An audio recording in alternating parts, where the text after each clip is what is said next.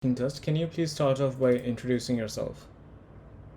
Yes. My name is Alvanarib Khan. I am a student in Dhaka City.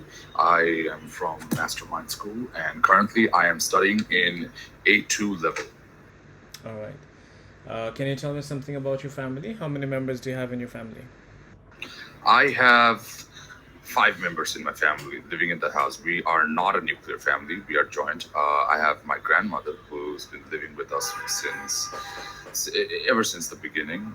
And I have my little brother and both of my parents are currently both of my parents are currently at work right now. All right. Now let's talk about education in general. What has been your favorite subject since you're learning? My favorite subject has been physics because there are certain sectors of physics that I have liked very deeply. One of which is solar, and the other one is turbines in general. Basically, I am a big fan of renewable energy, actually. So this actually basically draws me towards physics a lot. Okay. How important were your teachers in your academic developments? I think my teachers play a pretty significant role because they help me out with confusions. They help explaining a lot of critical topics that are generally needed for examinations. So I would say 50% of all my academic progress is done via my teachers. All right. Now let's talk about hobbies. What are some of your favorite recreational activities? One of my most favorite recreational hobby is, I would say, playing games with my friends. I during the weekends I usually have my friends online all together in a voice chat, and we usually play games, the multiplayer games, and we usually have fun throughout the night. This is one of my favorite hobbies. And another hobby of mine is reading. I like to read a lot of books. I've read all the books of Harry Potter, all the entire series of Harry Potter. I've read the entire series of Diary of the Wimpy Kid. So yeah, you could say gaming and playing games and reading books are two of my primary hobbies. All Yeah. right. At this point, we're going to move on to the cue card section. You'll have a topic and then four questions related to the topic. You'll have precisely 1 minute to prepare yourself, during which you can use a paper and a pencil to organize your thoughts. After 1 minute of preparation, you'll have to speak on the topic for 1.5 to 2 minutes.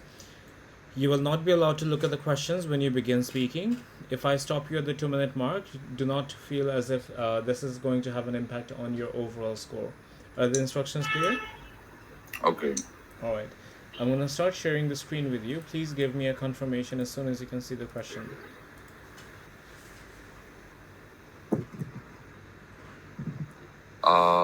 Yes. Now I All can right. see them. You have 1 minute to prepare yourself. You can start your answer when you're ready. All right. So your 1 minute is up. Can you begin speaking? Yes. All right. You may start. So the question asked, what was one of my favorite TV program that I had that has shaped me a lot.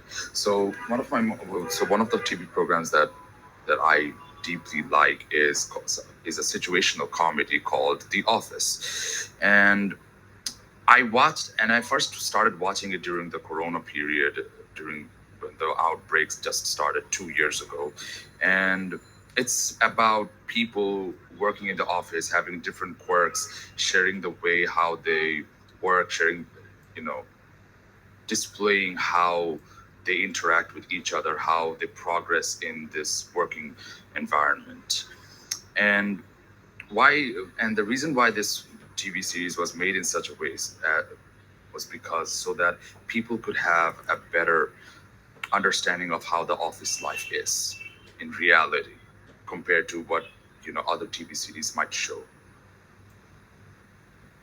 All right. All right. So we're going to move on to the next part of the speaking test. Let's talk about cinema going habits. Do you think that cinema has increased or decreased in popularity in the recent years? the recent years, I think has increased in its popularity, and I believe that it's going to increase with the rising population. And there nowadays there are huge. If you remember, in the last few years, we have had blockbusters who were successfully able to manage billions of dollars of box office revenues, and this is due to the fact that there have been quite a lot of ticket sales all around the world, and so this actually and the number of blockbusters every year has actually increased as well. It used to be once every few years, to the point it's been once every single year. So I believe that cinema the popularity of cinemas have definitely increased in the recent years. Okay. Um, what are some of the advantages and disadvantages of making films on real life events? Um, one of the primary advantage of making a film based on real life events is it gives a better outlook on how it was actually happening, so people can have a realistic idea of how much people were suffering, or how much people have gone through, what kind of experience that they have faced, so people could have a better realistic idea of it. And the disadvantage, what I would suggest, is there's going to be a public outcry about it. People are not going to approve of certain things being shown on the television. So yeah, that's about it. All right. And finally, uh, how important do you think it is to have censorship laws over movies? I think it is pretty important to have. I think it's very important to have censorship laws in movies, because if we suddenly decide to remove all censorship laws, then we would have children watching adult-rated content for free, and this would create a very difficult environment. This would create a very difficult environment to raise a child properly, and you would see inappropriate behavior happening in places where you would not expect at all.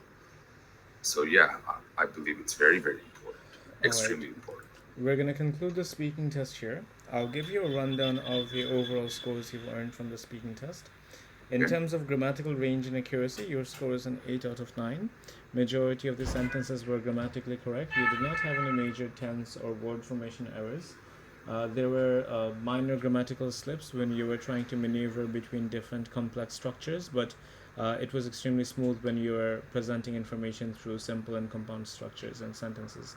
For pronunciation, your score is an 8 out of 9. Most of your pronunciations were extremely easy to understand. You had a lot of pronunciation features as well. However, you need to know how to sustain them throughout the entirety of the response with every single word, rather than implementing pronunciation features on words which you are completely familiar with and then forsaking them in unfamiliar on or less common words. uh, in terms of lexical resources, your score is an 8 out of 9 as well. You showed flexibility in your vocabulary. If you want to get a 9, then along with flexibility, you need to know how to put in a couple of idiomatic languages here and there naturally and accurately. You cannot intentionally try to incorporate idiomatic language if you don't perfectly know how to use them. You can't necessarily learn idiomatic language. You have to pick them up as you get more and more incorporated with the culture of the first original language. In terms of fluency and coherence, your score is an 8 out of 9. Even though your answers were on topic and relevant, you need to know how to develop them fully. All of your answers were on topic, but there needs to be a structure in your answer. So it has to be extremely easy for the examiner to follow your answer. You need to answer the question first, present reasonings, examples, arguments to support whatever your opinion is, and then your conclusion for the answer needs to be very subtle rather than abruptly mentioning that you're done with your answer, right? So your overall score for this particular speaking test is an 8 Excuse out me, of 9. 10 Yeah, seconds. yeah, Hello? yeah. Can you hear me? Yeah, Hello? now I Yeah. can hear you. For the last 10 seconds, I wasn't able to Okay. hear you All right. So properly. in terms of fluency and coherence, your answer was pretty easy to understand. It was on topic, relevant.